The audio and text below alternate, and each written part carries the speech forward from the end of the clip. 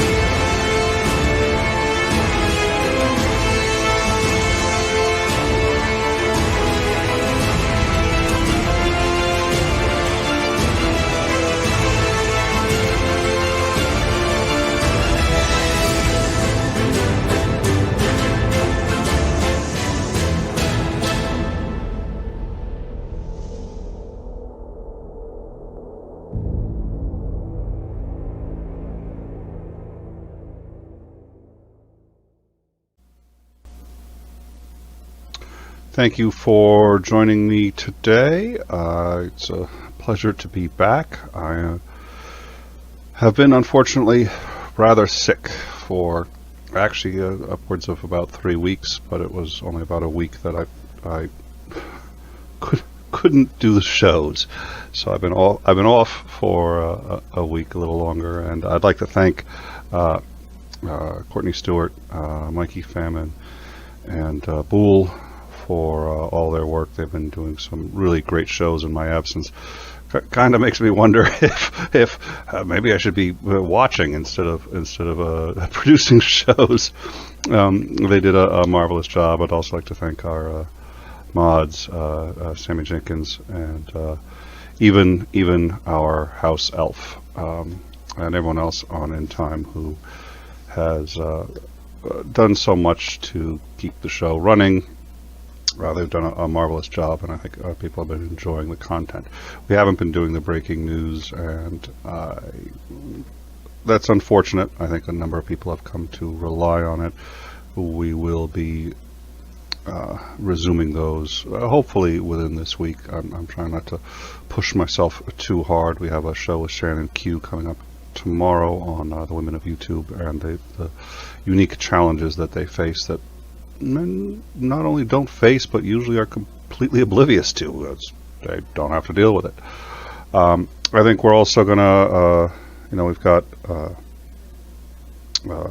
Stitch coming up as usual, and we've got hopefully tonight another hangout where people can tell their stories of lockdown and what they've been going through. I have my own stories now, unfortunately, to share. But I probably won't be able to make it, but nonetheless, I think it's going to be a very good show. The state of New York is starting to see some relief in fewer deaths. They're hoping they're through the worst of it. Last week was, in fact, supposed to be their peak.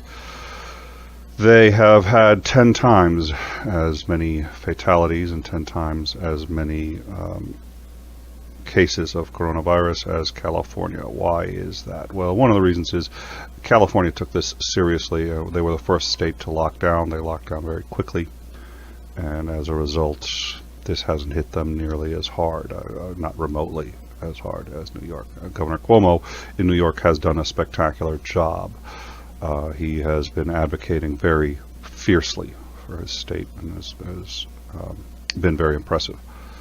But nonetheless, there were failures, and certainly not going to lay the blame all on his door. There was a lot of it was technical issues or misunderstandings, and some of it was genuinely not taking it as seriously as it should have been, and also lack of support at the national level, I think, doesn't help. But at any rate, I think that's something to consider. Also, people are talking about how to wind down the quarantine, how to get people back out and get the economy running. That is an important ethical question, and something that a number of people have been asking, bioethicists, economists, people from the CDC. There is a reality that we have to accept. Anyone who says, well, we don't do it until we can guarantee no one else is going to die from coronavirus, well, that's never going to happen. In fact, I can guarantee you other people will. This disease is going to be around for a while. We know that. We can't really stop it. People die driving to work. We can't guarantee that's not going to happen. We do it anyway. We can't make cars perfectly safe. We will never make it perfectly safe to go outside. If somebody's going to set that as the bar, this is going to last a lot longer than I signed up for. So I think it's a conversation that has to be had. I will say that the CDC has come out and said that if this isn't extended through May, till the end of May, we are likely to see a significant increase in the numbers of deaths. And that it appears that they're suggesting that most of what we've been through will be for naught, and we will have to go through it again, as you normally do when you don't see things through to their completion. That comes from some suggestions that I think members of the CDC have said publicly, and from a leaked CDC assessment of the situation, saying essentially that we cannot hold out till May. Now, we can't go back until May. I don't know how and why they reached that assessment. If you crunch the numbers, just as a layman, it seems like, by the start of May, we should be okay. But there's some indication as to why those numbers are what they are, in part because people haven't been following the lockdown, and because there's still enough of coronavirus out there to cause serious problems. There are states that haven't locked down, and unfortunately there are times when we are 50 states, and there are times when we are one country. And when you have Mr. Bundy going out and suggesting that he is one man, one individual, he is, and I'm all for his civil liberties and his rights, but this country that he says he loves so much, he is as much a part of that as it is a part of him, and he is part of a larger constituency, part of other Americans that have their rights too, and they do have their rights, and his rights aren't the only ones. And when Mr. Bundy, who, those of you who don't know what he's been up to, or who maybe remember the name, the Bundy Ranch, and him and his gang of what he said were patriots, who were patriotically disobeying their elected officials, their democratically or republicanly elected officials, whether you decide to go by the vote or by the electoral college. At any rate, they were patriotically disobeying the tyrannical government that we elected. And they're doing so again. That's fine.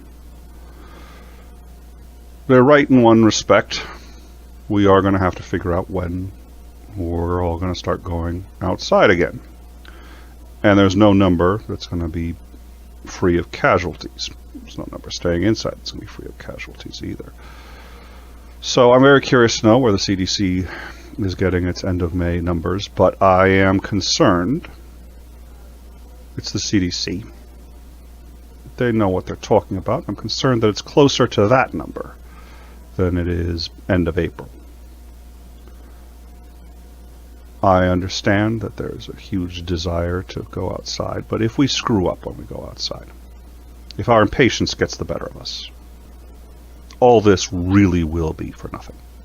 It will. It will start back up again, and we will have to do it again.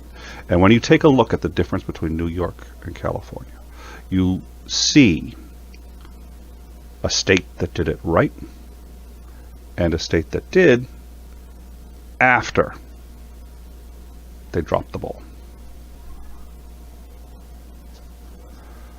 California said they were going to do it right from the beginning. It took New York a little longer to reach that conclusion. They've reached that conclusion, and I think they want to see it right fully through. But in this country, both of those states now fully on board with doing it right, unfortunately, are the minority, not the majority. And if the other states screw it up, New York and California start to sink with them. If those two states, if the states that are willing to see this fully through, continue by themselves, unless they block every other American from going in and out of that border, which is also unconstitutional, by the way, they can do something. But it's not going to work fully. It's not going to work very well at all. These are conversations I hope we get to have on In Time and that we get to discuss. I look forward to breaking some better news. And I think there's better news out there. And there's a whole bunch that I've been sort of tabulating, and people on our Discord have been dropping, and I've been able to go in and stay apprised of it, even if I can't engage on it. And I appreciate that.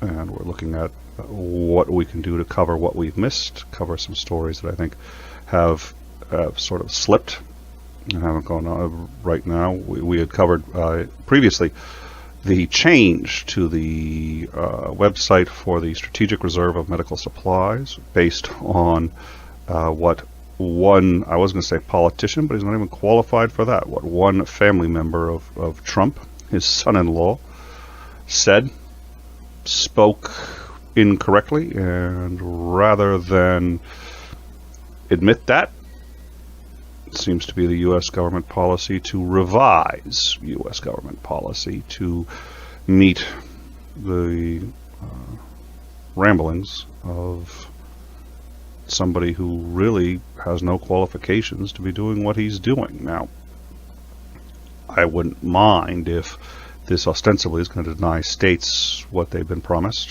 what they understood was theirs, and is changing the deal that the federal government has had with all 50 of the states in this union.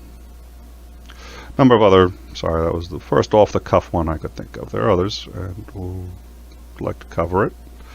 I'm not 100%. Will probably be a little while before I am, and I'm going to be focusing on some of these shows. There's one other thing I would like to discuss. I was at Neil deGrasse Tyson. I was at a thing he did, and he said, the next word I'm going to say one word. Everyone in this auditorium is going to go wild. I was like, I can't imagine what that word is. One word. It's going to be on this next slide. Everyone's going to go wild. Those of you who don't know me, those of you who are here with a date, the date said you got to see this show, but you know what? You have no idea what this word is. You're going to see it. You're going to have no idea why. But I'm going to do this one word. Everyone here is going to flip out. I'm just warning you beforehand. I don't know what on earth he's talking about. Flips to the next slide. The word is Pluto. Yeah, there was a general freak out. I'm going to say a word. Actually, it's two words. I don't know. Hyphenated. I don't know. I'm going to say a word. A lot of people are going to freak out. A lot of people are going to freak out on both sides. A lot of it's probably going to be negative.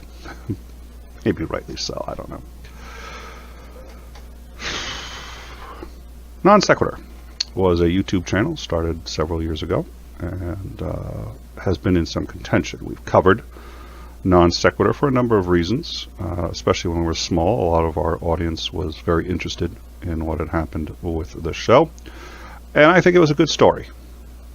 We've gotten bigger. We cover a lot of sort of much more national things, and I do like doing smaller stories if the need arises. But I think a lot of people have gotten saturated with the Non Sequitur story and don't necessarily want to hear much more of it. I think we did a spectacular job covering it, and we made a lot of predictions about how it would be handled legally, and I think for the most part those predictions have all come true. I think we've been really quite accurate about it, starting with the change of venue call, which not change of venue, sorry, jurisdiction call, but all the way up until sort of our last show on it. Now, our last show on it, I think we got a little punchy. On some level, we probably shouldn't have done it. It's one of those things we've kind of committed to it, so we said we're going to keep people apprised, and so we did another show. But I think we as a channel have kind of moved on. Everyone else has moved on. There are people who are interested in it, and good. And there are a lot of places you can find content on it, and that's great. But we did fail to do one thing on this channel. We did fail. We failed to interview either of the two men involved with that channel. Now, that channel is about a breakup in which there is serious contention over who owns the channel and at what percentage.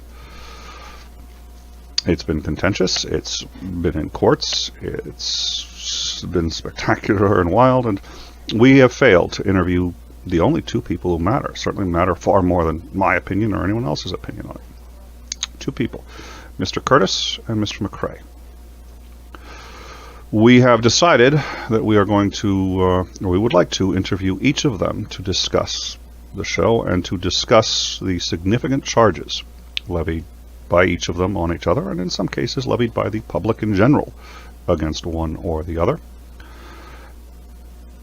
We have decided we would like to have a rather serious sit-down and discussion on each of their views as to who owns the channel, how it started, where it went, why it broke up, and what the legal ramifications are. We have reached out to Mr. Curtis, who has accepted our offer for an interview. He has accepted it unconditionally, and he is now booked for April 28th. We will be reaching out to Mr. McRae probably in a couple of days, and we'll be making the same offer to him. We will be discussing non sequitur. One condition of the interview is that there are no questions that are off the table. We will be asking every question that we believe is salient. We will be asking questions that I know the community has. We have also said that in some cases we may wish to discuss topics that have been, for one reason or another, causing a stir in the community, and if they are amicable, we would like to open up those topics. If they say yes, those topics may be included, and again, we are very appreciative that Mr. Curtis has accepted, and again, we will be reaching out to Mr. McRae presently as well, and we look forward to updating all of you on when that show will occur. Until then, thank you all for being understanding about my absence. Again, thank you to everybody here at In Time for, I think, just doing a spectacular job in my absence. Enough to genuinely, it's like, why am I getting out of bed in the morning? Maybe you take a look at the problems on In Time. Maybe I'm part of the problem. The solution is me getting sick and staying home. I'd also like to thank our patrons. We missed the Patreon Hangout at the beginning of the month. We have at least one Patreon Hangout every month. I was, again, unavailable, and there was no way to do the Patreon Hangout. We will be making that up. We will be playing catch-up here around on In Time. But thank you to our patrons for being patient. Thank you to our viewers for being patient. And we look forward to getting back up to speed. Have a good evening.